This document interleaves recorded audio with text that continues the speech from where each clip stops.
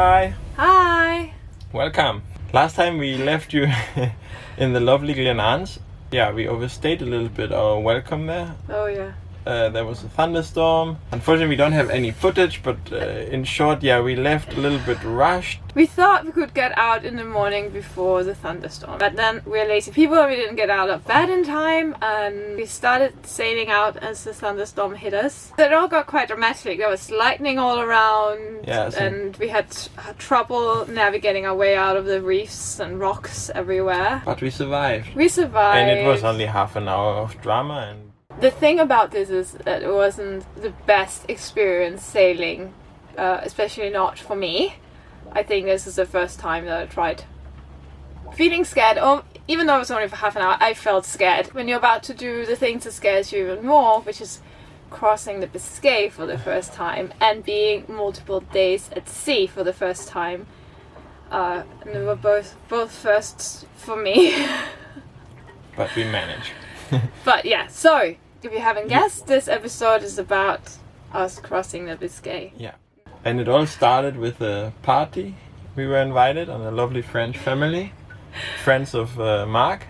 Yeah, that's why we pushed so hard to get out of the lagoon, because we were invited to free food, yes. And wine, French wine. And French wine. So who wouldn't risk their lives for that? Yeah, it resulted in a bit of a hangover and a little bit of a stress, because we had to leave. The weather window was awesome. It was kept getting better. So yeah, in short, we were rushing a little bit to a supermarket, getting water, trying to dry things. It was raining. Yeah, it was not really ideal, but nevertheless, it was worth it.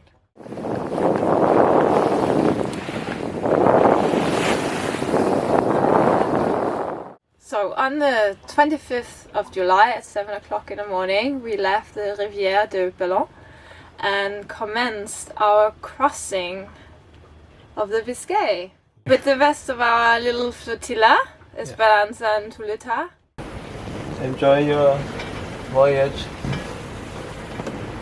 Okay, cheers guys, I'll be standing by 7716. Esperanza standing by on 16 Hazard. We were on a close hold course, I think, with not more than around 60 knots, so we were flying along really nicely. All the French dolphins came to say goodbye to us. We also saw pilot whales for the first time ever.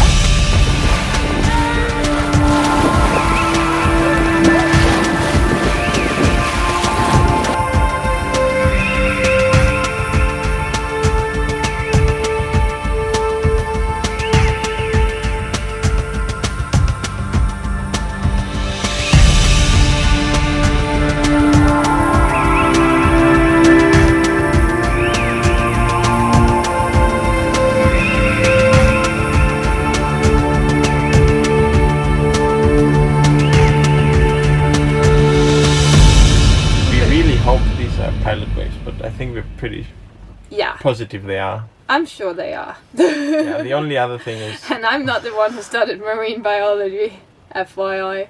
Marine sciences. Oh, excuse me. Leo is actually an oceanographer, in case you don't know, so he should know these things. Anyway.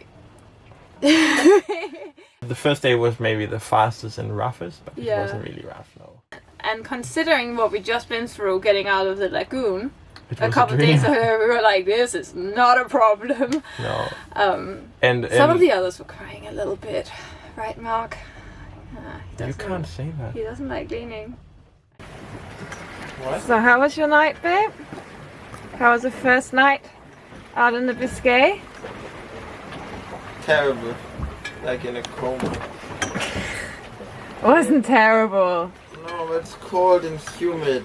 But I was sleeping most of the time. Somebody could have agreed to put up the cockpit tent and we would have been nice and warm. Then you wouldn't have seen squat. But there was nothing to see. We're literally alone out here.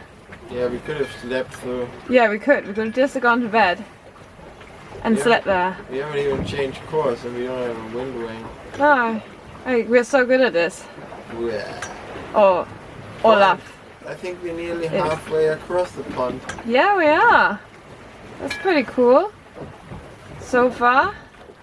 Need some sun. Yeah, we need some sun. It's really grey. It's not very nice. But we hope to still see some more dolphins and whales. But they're not awake yet. And Kai, how's Kai? It's good. Eat and food. He's sleeping now, he's so cute. Don't do that, he's the cutest thing in the shot.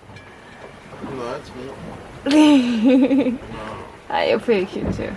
Okay. Time for breakfast.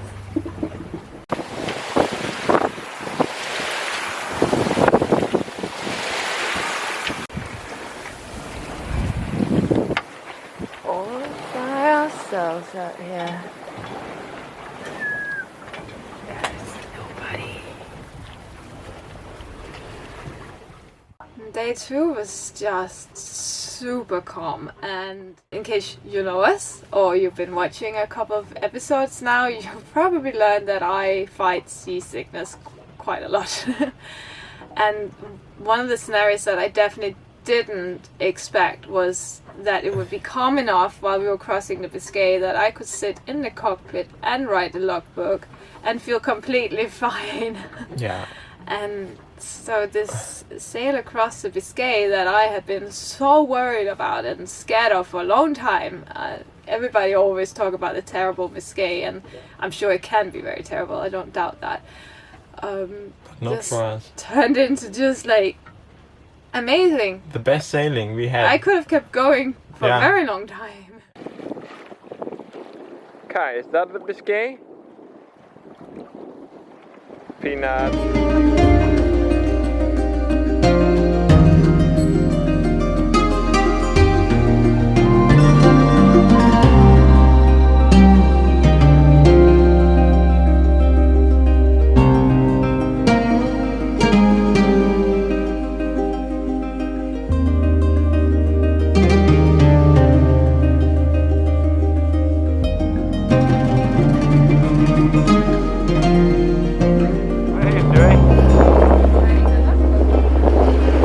Logbook of what? The glorious adventures of the and Kai. Oh.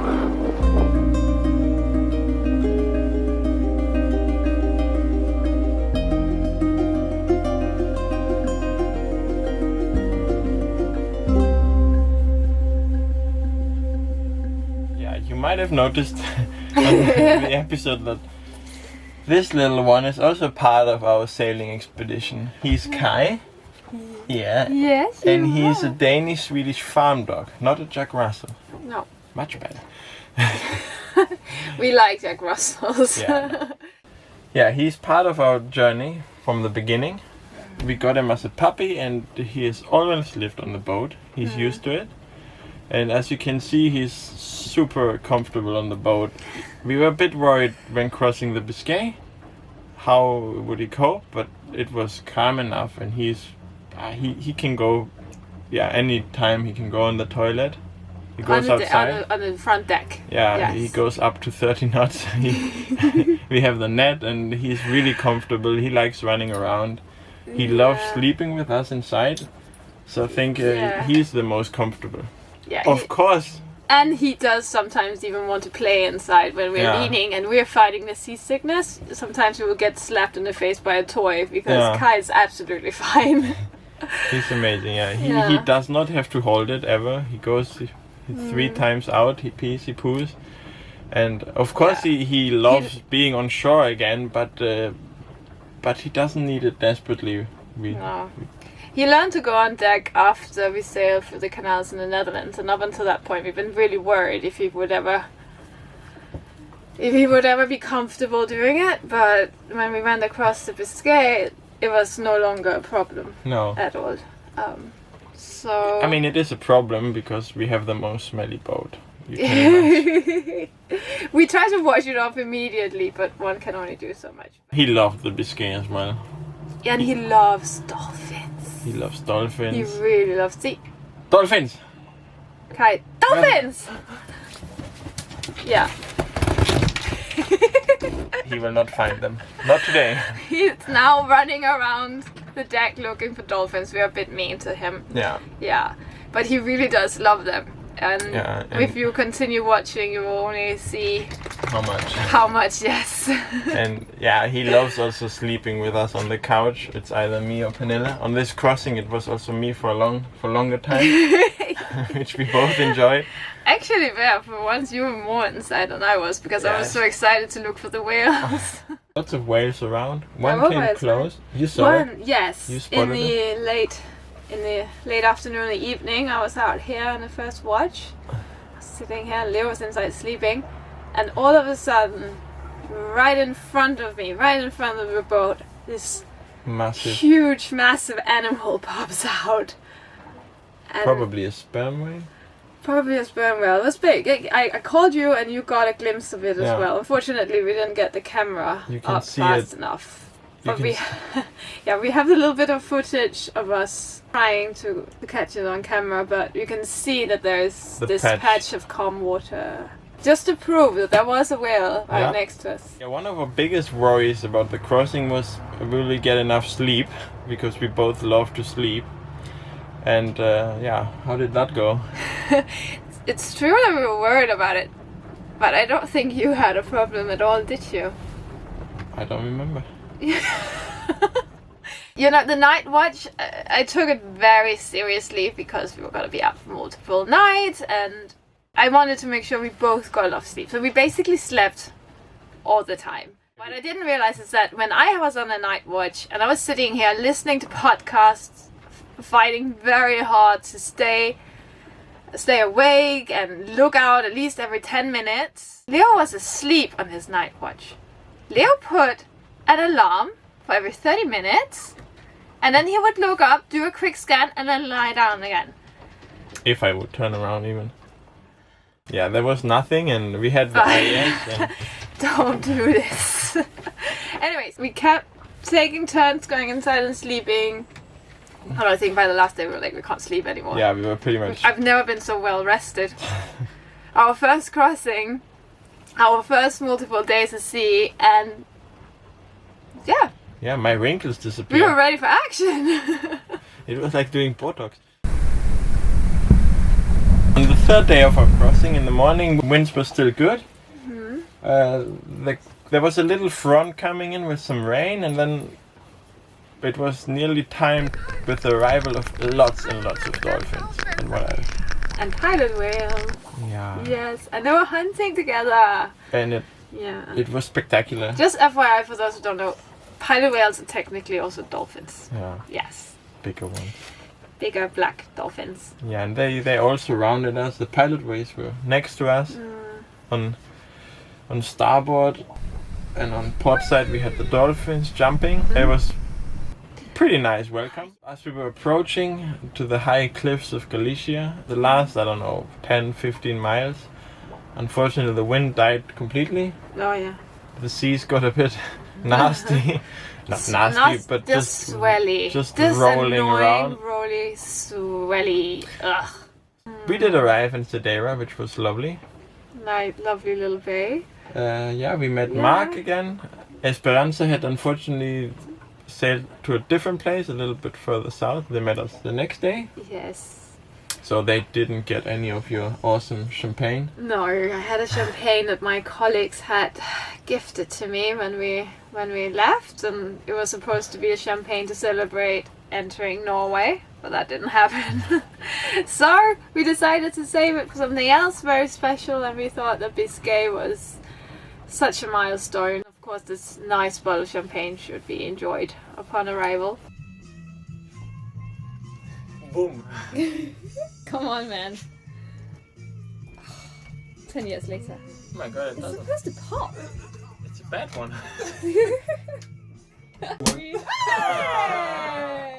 Our episode 4. Yeah, that's crossing the Biscay. I got the math right. Yeah, you did. Yeah, stay tuned for sunny days in Spain with surfing. Yeah, thank you. Hope you'll come back. Say bye, Kai. Bye. Bye. Bye-bye. Over and out. So you can tell by now we love dolphins. We are sure we're not the only ones. Everyone loves dolphins. Sadly, dolphins are not as common as they were, and Not you even did- the ones called common dolphins. no, they're uncommon. So you did some research around the Biscay. Yes, I did. So I was what are the horrified. numbers? 10,000 common dolphins die each year in the Bay of Biscay alone due to bycatch. And if you don't know what bycatch entails, it's basically these big commercial fishing boats. They have huge nets and everything gets caught in there. Not just the fish they intend to catch, which is in this case is mainly tuna and sea bass. Yeah. As far as I've read. We are not trying to be seaspiracy right now and sit here and tell you don't eat fish or like Maybe you shouldn't, or shaming the fishermen themselves. Like, we know that fishing is a very important livelihood for many people, and whether or not you want to eat fish is a very individual choice. As long as there is fish, of course. Because if there isn't, you don't have a We are choice. we are just saying, if you do want to eat fish, and if you do want to eat tuna and sea bass in this case in particular, You should care even more. but try, if you want to eat fish, go to your local fishmonger. Go and support, if you're able to, go and support the local fishermen instead of buying in the supermarket and giving your money to these big companies who do not care about the negative impact that they have. If you want to have fish, if you want to eat fish, there needs to be dolphins in the sea. Yeah, it makes. They go hand in hand. And a way to estimate how healthy an ecosystem is by estimating how many top predators there are. So sharks, dolphins. What we've seen, the little conservation efforts that we make around the glenans and the parks there, what an effect they can have. Like, you sail from basically maybe very few dolphins into an area that has conservation efforts, and suddenly you're surrounded by dolphins. Might have been a coincidence, but I doubt it. I've seen it elsewhere. So yeah, push for it. We had such a magical time sailing the Biscay, and I don't want the statistics to be correct, which is that in 40 years there will no longer be common dolphins in the Biscay. Yeah. I want to be able, and I think a lot of you want to be able to go sailing in the Biscay in 40 years with your grandchildren and show them the dolphins and the wildlife there, and not just tell them about the way it used to be. Hopefully we can give them a much more positive experience and see much more wildlife there in 40 years rather than vice versa. Yeah.